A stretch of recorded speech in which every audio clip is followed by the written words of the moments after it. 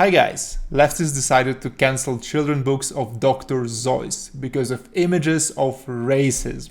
This guy was a famous children's author and illustrator, and he published his first child book back in 1937. Back then in US there was lots of racism, so maybe it's right and we should examine and maybe cancel this guy.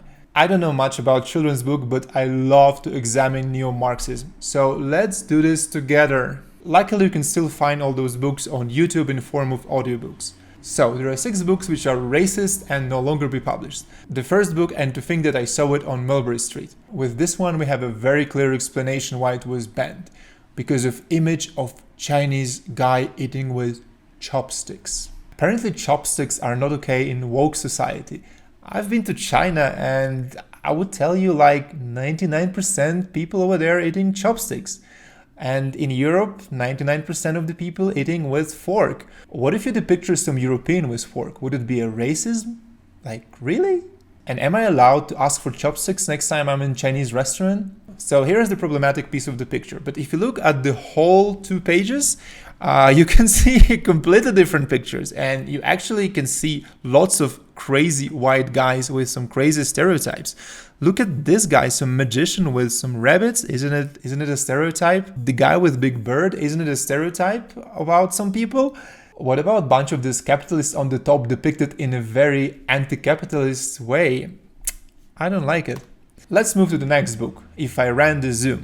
The official explanation here that there are some Africans which are depicted naked, fat, and they look like monkeys. Here is the image, and they actually look naked and a little bit overweight. But if you Google African tribes, you can see way more disturbing pictures, and I'm sorry, but this is part of the culture, and it's amazing, and they are proud of it, and they don't give a about your woke opinion. The statement about that they look like monkeys, I'm not really sure.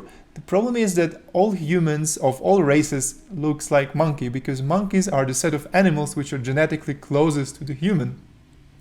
And another problem, if you look at another page of that book, you can see a white guy who looks like hamster or maybe a rat. And these 2 animals are definitely much lower in hierarchy compared to monkeys. So maybe this is even more offensive.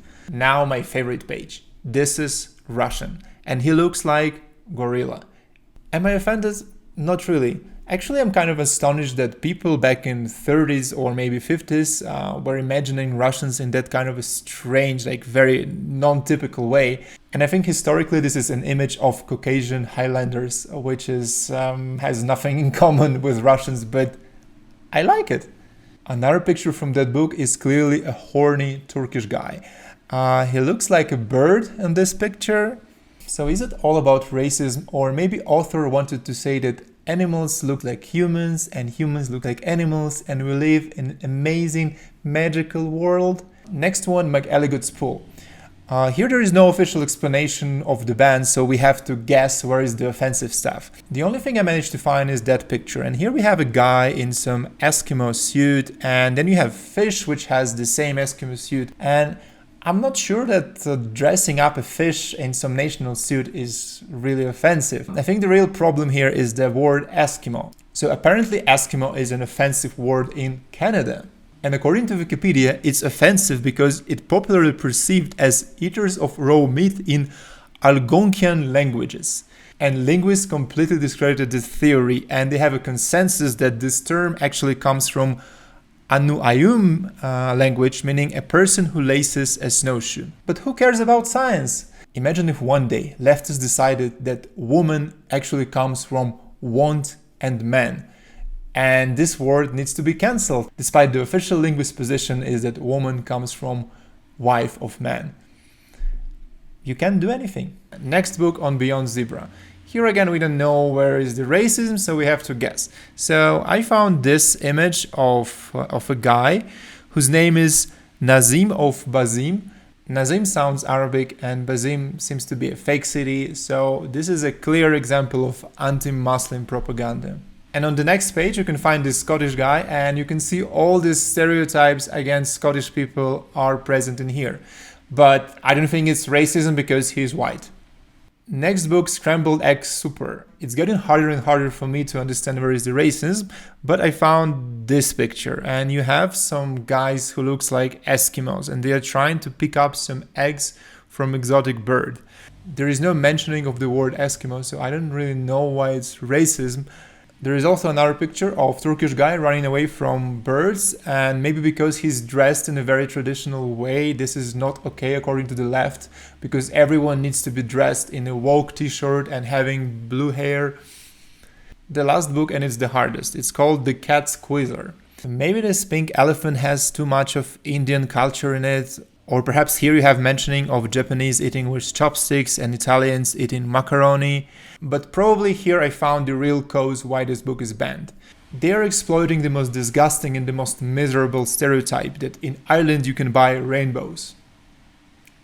To summarize, the situation looks like this. You have a publisher of Dr Seuss which kind of made the calculations and realized, okay, we have those super popular books and 99.9% of the people don't find them really offensive or racist in any way. But if we continue to sell them, we will have constant leftist activists attacking our office and we will lose some money potentially.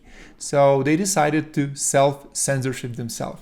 This is really, really disgusting. Every American citizen lives under the threat of leftist activists/terrorists. You never know what's going to be next, and they can come after you for completely no reason. I think the only solution is to have the same kind of activism from conservative side. Wouldn't it be nice if a bunch of families of different races coming to the office of Dr. Seuss Enterprise and say, guys, we want these books to be published and we want left to be out. If you don't do this, we won't buy any books from you any longer. Thanks for watching this video. Don't forget to like and subscribe and let me know what do you think, and bye!